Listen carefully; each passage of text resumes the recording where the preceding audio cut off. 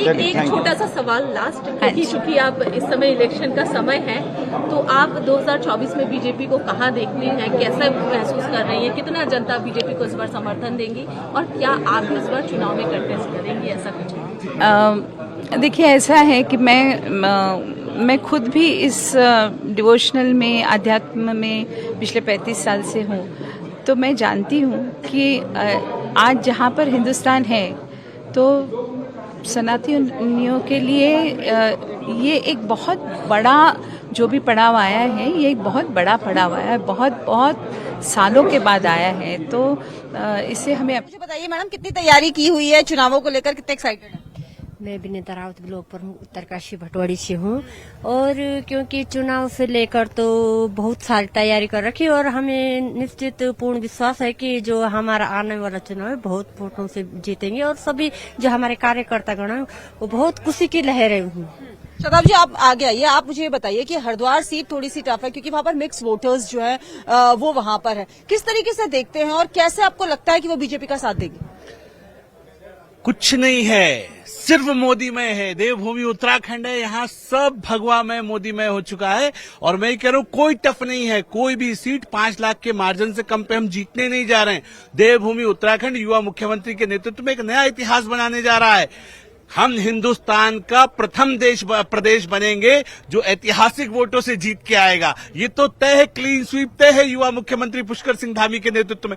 मैं ये कह रहा हूं माहौल समझ नहीं पा रहे हैं लोग। मैं ये कह रहा हूं ऐसा ना हो इस बार बाकी पार्टियों की जमानतें जब्त हो जाएं। ऐसा खतरनाक माहौल इस वक्त है। आप भी मुझे बताइए जो सिंह जी, कैसी तैयारियां हैं और कैसा क्या लग रहा है जो चुनावी माहौल आप लोग देख रहे हैं, तैयारी किस लेवल पर की जा रही है? देखिए, भारतीय जनता पार्टी किसी भी चुनाव को आसानी से नहीं लेती। वो अपनी जिम्मेदारी से, जो संगठन का दायित्व होता है कि सबसे पहले बूथ मैनेजमेंट, उस पर जिस बेहतरी के साथ काम करती है वैसा मैं समझता हूँ दुनिया में कोई दूसरा संगठन काम नहीं करता है।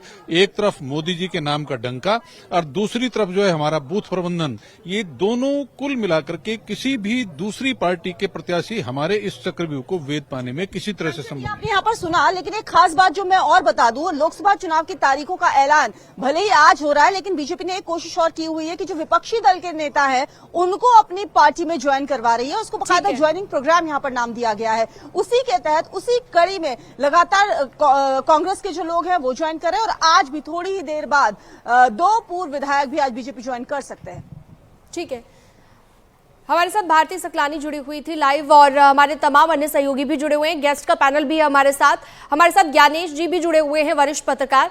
ज्ञानेश जी, आपने कई चुनाव देखे होंगे इससे पहले और लंबा एक्सपीरियंस है आपको। इस बार का चुनाव किन मायनों में अलग रहने वाला है, ये भी जरा बताइएगा। और आपको कौन अभी स्ट्रांग दिख रहा है, जिस तरह से Bharatiya Janata party over confidence में या फिर कॉन्फिडेंस में हम कह लें, इन तमाम चीजों को किस तरह से देख रहे हैं? देखिए, बीजेपी को लेकर के बात करेंगे तो बीजेपी मीडिया हो, चाहे सोशल मीडिया हो या उनका चुनावी कैंपेन, हमेशा एग्रेसिव मोड में होते हैं। और आपने पहले भी कहा कि हर वक्त चुनावी मोड में होते हैं। प्रधानमंत्री का कोई कार्यक्रम जाते हैं, सरकारी कार्यक्रम करने जाते हैं, तो उसके बाद फिर वो चुनावी कैंपेन भी करते हैं। तो चुनाव के स्तर पर देखा जाए, लेकिन मुझे यहाँ पर एक मैं बात बताऊँगा, 2004 में भी साइनिंग इंडिया हुआ था, याद करिएगा।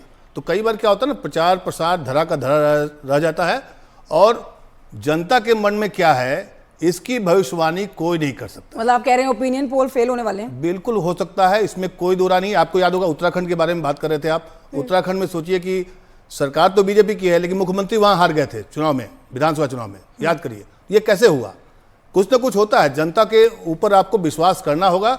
हमें सिर्फ पॉलिटिकल पार्टी के दावे और प्रतिदावे पर विश्वास करना और उसके आधार पर चुनाव का विश्लेषण टूटे हैं सर, जैसे जहां पर सरकारें रिपीट नहीं हुआ करती थी वहां रिपीट हो रही हैं, उस पर आप क्या कहेंगे? उस पर भी तो जनता का ही सरकार पर भरोसा है। देखिए, कई बार हम लोग बात करते हैं ना कि मोदी जी का चेहरा, कई राज्यों में मोदी का चेहरा फेल हो जाता है। आप इसका भी विश्लेषण करेंगे तो आप पाएंगे कि जनता जनार्दन, लोकतंत्र में क्या होता है? लोकतंत्र मतलब लोक का तंत्र, लोगों का तंत्र। इसमें पॉलिटिकल पार्टी एक मोहरा है। आप याद करिए कि भाई हिमाचल प्रदेश में प्रधानमंत्री खुद गए, कर्नाटका गए, झारखंड में पिछले बार जो चुनाव हुआ था, लेकिन वहाँ ये वाले जो चुनाव होते हैं वो लड़े ही केंद्र सरकार के उस पे लड़ जाते हैं, यानी कि मोदी के चेहरे पर या फिर जो भी पॉलिटिकल लीडर्स के नेशनल लेवल के लीडर होते हैं उन्हीं के चेहरे पर लड़े जाते हैं। तो क्या नेशनल लेवल पर भी फेल हो जाएगा मोदी का चेहरा? नहीं, ऐसा नहीं कर सकते हैं कि मोदी का चेहरा फेल हो सकता है, क्योंकि देखिए इसमें दो राय नहीं। आप कुछ भी आलोचना कर लीजिए मोदी जी की, लेकिन मोदी जी आज की तारीख में सबसे लोकप्रिय एक कैंडिडेट नहीं है बल्कि नेता है। और उसके पीछे क्या वजह है, जैसे उनका मीडिया कैंपेन बहुत तगड़ा होता है, इस मामले में कांग्रेस फेल नजर आती है। उनका सोशल मीडिया अकाउंट देखिए, हालांकि उनका कहना है कि उनको शैडो बैन कर दिया जाता है, लेकिन ओपिनियन पोल की इस लहर को सर नकार नहीं सकते हैं। फखरुल साहब आपके पास आना चाहूंगी, समाजवादी पार्टी के प्रवक्ता हमारे साथ हैं। ठीक है, फखरुल हसन जी हमारे साथ मौजूद है। सर आपसे जानना चाहूंगी, पिछली बार बसपा आपके साथ थी, इस बार बसपा अकेले उत्तर प्रदेश में चुनावी जंग आपके साथ लड़ने जा रही है। और देखिए जो ओपिनियन पोल में लहर जो दिख रही है ना, उसमें ये खबरें मिल रही हैं कि आपका सुपड़ा साफ हो सकता है, ऐसा ओपिनियन पोल में नजर आ रहा है। 77 सीटें जो हैं वो जाएंगी बीजेपी एनडीए के खाते में, 2 सीट जाएंगी बसपा के खाते में और 1 सीट जाएगी कांग्रेस के खाते में। बसपा बिल्कुल साफ हो जाएगी, लेकिन समाजवादी पार्टी को नुकसान करके जाएगी, ये भी कहा जा रहा है। देखिए, सर्वो की बात है, जहां तक ओपिनियन पोल की बात है तो वो सूचना विभाग का बजट बहुत है, उस पर मुझे कुछ कहना नहीं है। और दूसरी बात कि सर्वो के जिस तरीके सर्वे किए जाते हैं उनके सवाल होते हैं। मैं पीएचडी का स्टूडेंट हूं, मुझे मालूम है एक पेपर मेरा रिसर्च था, एक साइकोलॉजी था।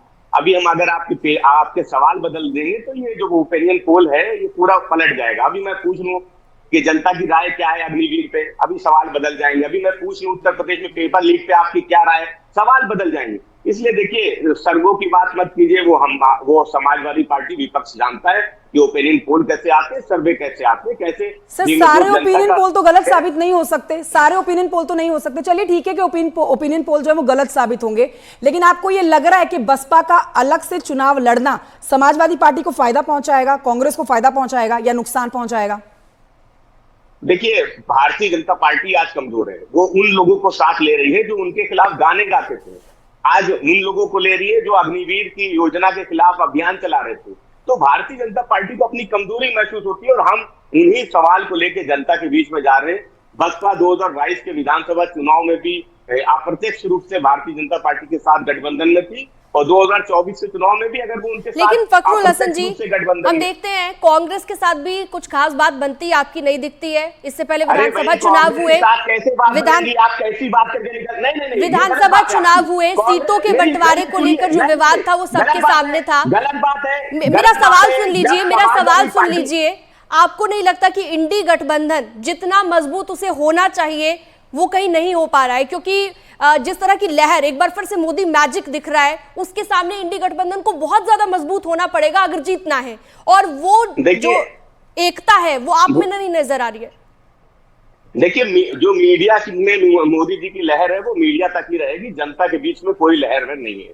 जनता के बीच में सवाल है कि किसान आज सड़क पे बैठा है, जनता के बीच में सवाल है कि जो लोग नारा देते थे बहुत हुई महंगाई की मार, अब की बार भाजपा सरकार, वो दूध और दही पे टैक्स ले रहे, ये सवाल है। जनता के बीच में सवाल है कि आज हमारी सेना में हमें अस्थायी नौकरियां दी जा रही हैं, अग्निवीर जैसी योजना लेके आई जा रही है। आज जनता के बीच में सवाल है कि बेरोजगारी, महंगाई, किसान मजदूर का क्या हुआ। आज उत्तर प्रदेश में बिना पेपर लीक हुए एक भी परीक्षा वो संभव नहीं हो पा रही। और जहां तक आपने हमारे गठबंधन का सवाल किया, इंडिया गठबंधन, और इंडिया गठबंधन अगर पूरा ना क्या कीजिए तो एनडी को भी पूरा ना कहा, वो एनडीए को भी पूरा मत क्या कहा कीजिए, उनको भी एनडी गठबंधन किया कहा कीजिए। दूसरी बात ये कि कांग्रेस हमारे साथ है। उत्तर प्रदेश में हमने सीट बंटवारा किया है, 17 सीटें कांग्रेस को दी है, कांग्रेस अपनी सीटें घोषित करेगा।